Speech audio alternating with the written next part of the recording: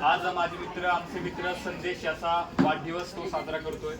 खरं तरी त्याच्या सर्वप्रथम आम्ही सर्व त्याचे धन्यवाद मानतो की आज त्याच्यामुळे हे आम्हाला बघता येतंय. त्याच्या दोन तीन दिवसापूर्वी त्याचा एक होतं की तो आता 22व्या वर्षात पदार्पण करतोय की आपण काहीतरी वेगळं केलं पाहिजे. मग त्याच्या मनात आलं की आपण अनाथ आश्रमाला भेट दिली पाहिजे आणि आज आम्ही भेट देतोय. तर मला फक्त ह्या सर्वांना बघून एकच वाटतं की समाधान आयुष्यात काय असतं. म्हणजे आम्ही सर्व जर आमचं आयुष्य 1 पासून सुरू होत असेल तर मला वाटतं की ह्यांचं आयुष्य निगेटिव्ह 1 पासून सुरू होत असेल. त्यांना आयुष्य खूप बघायचं आहे, आम्ही काहीच तसं आयुष्य पाहिलं नाहीये. समाधान काय असेल हे ह्या निरागस चेहऱ्यांकडे बघून समजतं.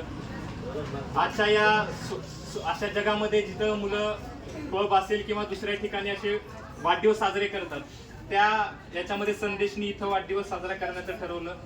आणि आपला वाढदिवस, आपला आनंद हा लोकांमध्ये ह्या मुलांमध्ये त्यांनी साजरा करण्याचं ठरवलं. त्याबद्दल मी त्यांचे आभार मानतो. आणि धर्मवीर संघटना जी आहे, जे हे अनाथ आश्रम चालवतात, वृद्धाश्रम चालवतात, त्यांचे सुद्धा मी आभार मानतो यांचे, की खरंच ज्या लोकांचं कुणी नसतं त्या लोकांचं देव कुणाला तरी करून पाठवत असतात आणि तुम्ही तेच काम करताय. म्हणजे तुम्ही खरं तर देवाचंच काम करताय. तुमचे आशीर्वाद खरं आमच्या पाठीमागे असेच राहावेत. आणि संदेशला पुन्हा एकदा मी संदेशचा आभार मानतो की त्याच्यामुळे आज असा अनोखा असं आम्हाला आयुष्य बघायला मिळालं. आणि नक्कीच येणाऱ्या काळामध्ये कुठली गोष्ट जरी आम्हाला